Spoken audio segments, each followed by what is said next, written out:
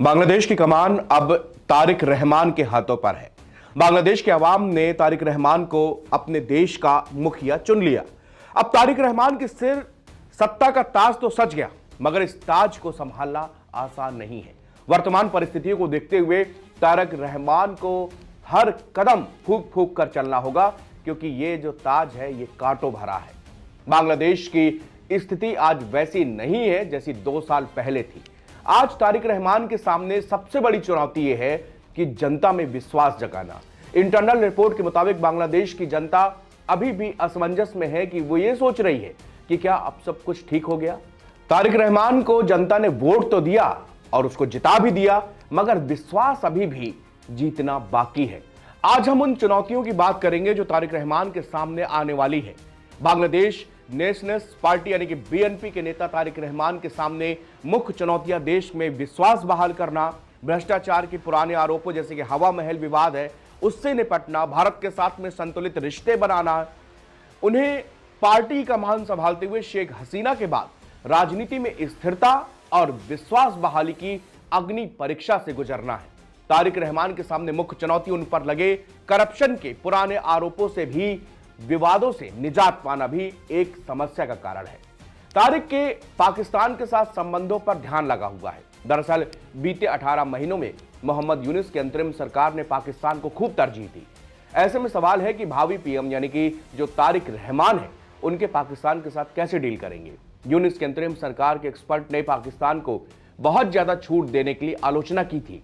यूनुस ने वीजा नियमों में ढील दी, पाकिस्तान को बांग्लादेश के समुद्र तक बिना रोक टोक के पहुंच दी।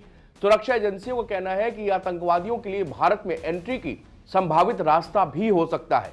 अब तारिक रहमान के सामने चुनौती होगी कैसे वो भारत और पाकिस्तान दोनों के संबंधों को सुधार सके। भारत के साथ ऐसे रिश्ते बनाना जो परस्पर सम्मान संप्रभुता पर आधारित हों, लेकिन पिछले अविश्वास को दूर करना भी है जो कि उनकी मां के कार्यकाल के समय से अविश्वास भारत के साथ चला आ रहा है। आर्थिक संकट और महंगाई, गिरती जीडीपी, विकास दर। बांग्लादेश की जो विकास दर है वो 2022 के 7% गिरकर 2024-25 में 3.9% रह गई।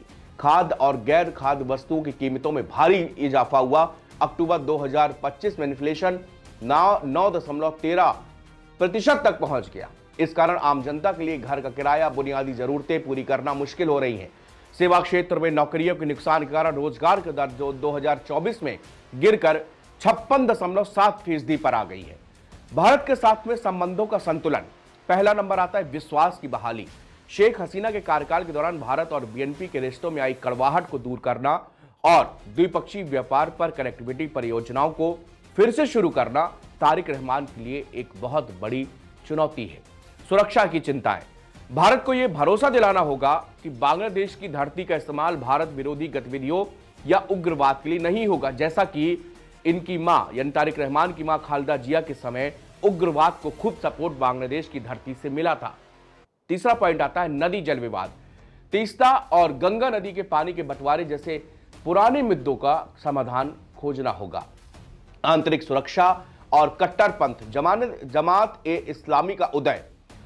चुनावों में जमात इस्लामी ने 68 सीटों के साथ अपनी अब तक की सबसे बड़ी जीत दर्ज की है, जो बीएनपी की मध्य मार्गी राजनीति के लिए एक कड़ी चुनौती पेश कर सकती है। कानून व्यवस्था, लॉ एंड ऑर्डर। देश में अल्पसंख्यकों विशेष करके हिंदुओं की सुरक्षा सुनिश्चित करना और 2024 की हिंसा के बाद पुलिस बल के मनोबल को फिर से बढ़ाना, ये तारिक रहमान के जो सबसे ताज में कांटे की तरह हैं वो सारे मुद्दे हैं जिन पर सबसे पहले तारिक रहमान को काम करना होगा। लोकतांत्रिक संस्थाओं का पुनर्निर्माण, भ्रष्टाचार को खत्म करना, उन सरकारी संस्थाओं को ठीक करना जो पिछले सालों में काफी कमजोर हो चुकी हैं, शक्ति का विकेंद्रीकरण। तारिक रहमान ने प्रधानमंत्री कार्यालय को अधिकतम 2 बार 10 वर्षों तक सीमित रखने का वादा किया, जिसे लागू करना उनकी लोकतांत्रिक प्रतिबद्धता की परीक्षा होगी। कैबिनेट का इलेक्शन, पार्टी के प्रति वफादारी और प्रशासनिक दक्षता के बीच संतुलन बनाते हुए एक सक्षम कैबिनेट को चुनना, यह भी उनके लिए एक बहुत बड़ा टास्क है। खालिदा जिया और शेख हसीना के बीच राजनीतिक लड़ाई को बेगमों की लड़ाई की संज्ञा दी जाती रही है। इस लड़ाई की नींव 1975 में रख दी गई, जब शेख हसीना के पिता और बांग्लादेश के राष्ट्रपिता कहे जाने वाले शेख मुजीबुर रहमान की एक सैनिक विद्रोह में हत्या कर दी गई। इस हत्याकांड में शेख हसीना और उनकी बहन शेख रेहाना को छोड़कर उनके परिवार के सभी सदस्य मारे गए। उस समय खालिदा जिया के पति जियाउर रहमान बांग्लादेश के उप सेनाध्यक्ष थे। 3 महीने बाद बांग्लादेश की सरकार पर उनका नियंत्रण हो गया। साल 1981 में एक और सैनिक विद्रोह में जनरल जिया की भी हत्या कर दी गई। इसके बाद उनकी पत्नी खालिदा जिया ने बांग्लादेश नेशनलिस्ट पार्टी का नेतृत्व संभाल लिया। संभालकर हुसैन मोहम्मद इरशाद की सरकार का विरोध किया। इरशाद के विरोध में खालिदा जिया हसीना कुछ समय के लिए एक मंच पर भी दिखाई दी थी, लेकिन उसके बाद सालों में एक बार खालिदा तो दूसरी बार हसीना ने बांग्लादेश की सत्ता संभाली। खालिदा जिया 1991 से 1996 और फिर 2001 से 2006 तक बांग्लादेश की प्रधानमंत्री रही। साल 2008 में सत्ता में आने के बाद शेख हसीना ने बीएनपी कार्यकर्ताओं के खिलाफ कड़ी कार्रवाई की। खालिदा जिया को भी करप्शन के एक मामले में गिरफ्तार किया गया। बीएनपी का मानना है कि यह सब राजनीतिक प्रतिशोध की भावना से किया गया था। अब खालिदा जिया की राजनीतिक विरोधी शेख हसीना 2008 में सत्ता में आई तो उन्होंने पहला काम भारत की यात्रा कर उनके साथ दोस्ती का हाथ बढ़ाने का किया था। उन्होंने भारत को आश्वस्त किया कि बांग्लादेश की भूमि का इस्तेमाल भारत के खिलाफ चरमपंथी गतिविधियों के लिए नहीं किया जाएगा।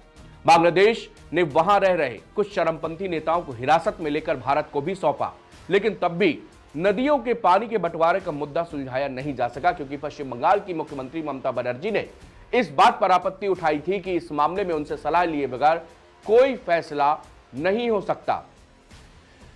दिल्ली में भी इस यात्रा को सफल यात्रा माना गया, लेकिन उनके बांग्लादेश लौटते ही उन्होंने एक तीखा वक्तव्य देकर भारत की समझ से सारे किए पर पानी फेर दिया था। खालिदा जिया ने कहा था कि शेख हसीना भारत की कठपुतली है, लेकिन भारत को इससे भी ज्यादा नागवार गुजरा था खालिदा और भारत के धुर विरोधी जमात इस्लामी की नजदीकी।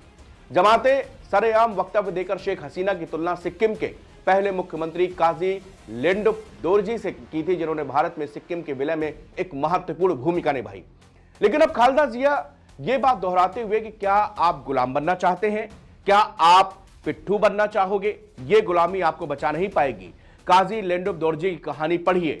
भारत में से भड़काने वाले वक्तव्य के तौर पर देखा गया। ये वक्तव्य खालिदा की भारत के विदेश सचिव सुजाता सिंह ने मुलाकात के कुछ दिन बाद ही आया था।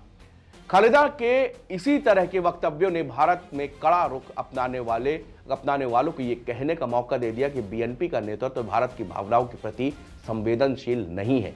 मार्च 2013 में जब भारत के तत्कालीन राष्ट्रपति प्रणब मुखर्जी बांग्लादेश की सरकारी यात्रा पर गए तो खालिदा जिया ने बिल्कुल अंतिम समय पर उनसे पहले से तय मुलाकात रद्द कर दी।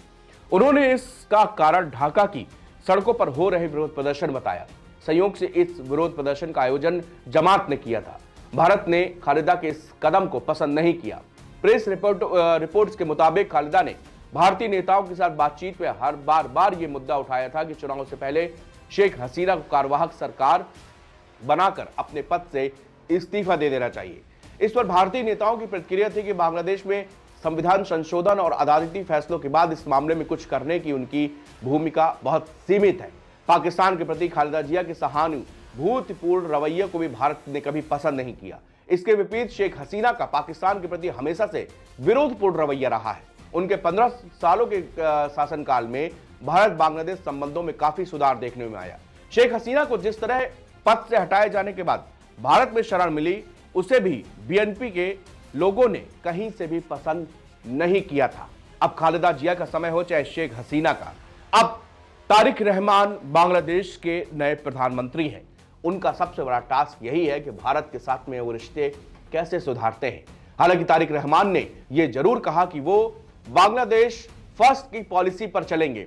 जिस तरह ट्रंप ने अमेरिका फर्स्ट का नारा दिया, उसी तरह तारिक रहमान ने भी इसको बांग्लादेश फर्स्ट का नारा दिया। उन्होंने कहा कि हम सभी देशों से संबंध बनाएंगे, लेकिन सबसे बड़ी प्राथमिकता हम बांग्लादेश और यहां के रहने वाले लोगों को देंगे।